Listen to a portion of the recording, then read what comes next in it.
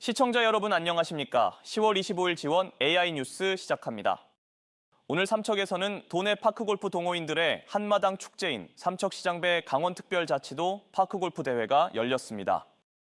나날이 더해지는 파크골프의 인기만큼이나 시군 선수들은 서로 응원하고 화합하는 자리로 대회를 즐겼습니다. 송예림 기자입니다.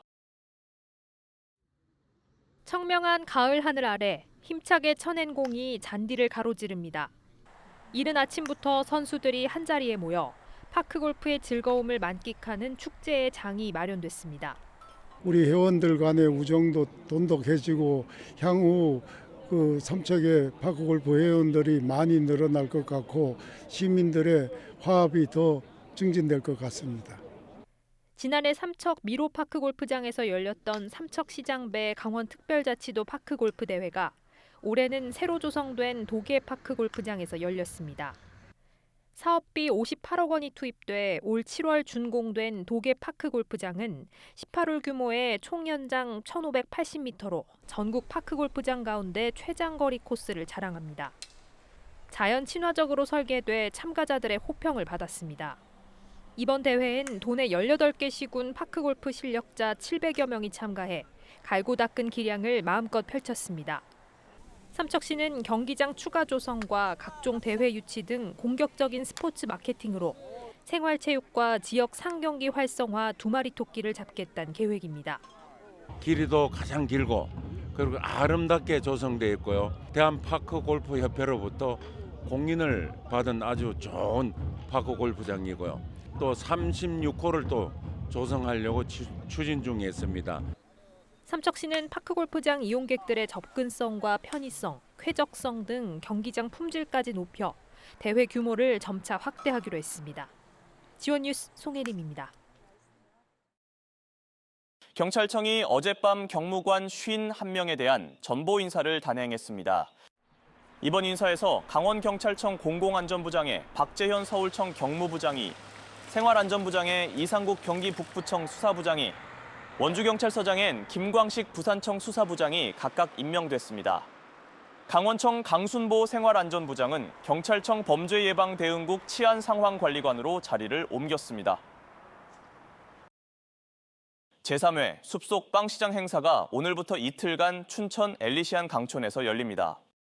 이번 행사는 전국 인기 베이커리와 도내 지역 소상공인, 브랜드 등이 함께 모여 판로를 확대하고 새로운 빵을 소개하기 위해 마련됐습니다. 또 행사장에는 캠핑 피크닉 존이 조성돼 방문객들이 편히 쉬거나 버스킹 공연을 관람할 수 있습니다. 오늘 오전 5시 46분쯤 홍천군 홍천읍 44번 국도에서 25인승 버스와 트랙터, 승용차 2대가 잇따라 충돌해 버스 승객 등 13명이 다쳤습니다. 경찰은 25인승 버스에 부딪힌 트랙터가 반대 차선에서 오던 승용차 2대와 충돌한 것으로 보고 정확한 사고 원인을 조사하고 있습니다. 오늘 오전 9시 12분쯤엔 원주시 소초면 한 영농조합 농장에서 작업하던 지게차가 도랑에 빠지면서 지게차를 몰던 30대 운전자가 숨졌습니다. 경찰은 사고 경위를 조사 중입니다. 밤하늘에 불꽃이 흩어지며 아름다운 장관을 선사하는 함안의 낙화놀이는 매년 한정된 인원만 즐길 수 있어 아쉬움을 남겨왔는데요. 최근 한국관광공사와 지자체가 힘을 합쳐 세계인이 즐기는 국제관광상품으로 재탄생했습니다. 네트워크 현장 KNN 김수윤 기자입니다. 어둠이 내려앉은 함안의 밤하늘. 불꽃이 별빛처럼 흩어지며 연못 위로 천천히 스며듭니다. 장인들이 숯과 한지로 꼬아 만든 낙화봉 수천 개에서 붉은 불빛이 피어오르더니 이내 꽃잎처럼 흩어집니다. 조선시대부터 300년 넘게 이어져 온 경상남도 무형문화유산 낙화놀이. 밤하늘을 수놓는 불꽃들의 향연을 보기 위해 일본 관광객 1000명이 함안을 찾았습니다. この夜の暗さに合わせて光ってるのがすごく綺麗だと思いました。また来たいと思います。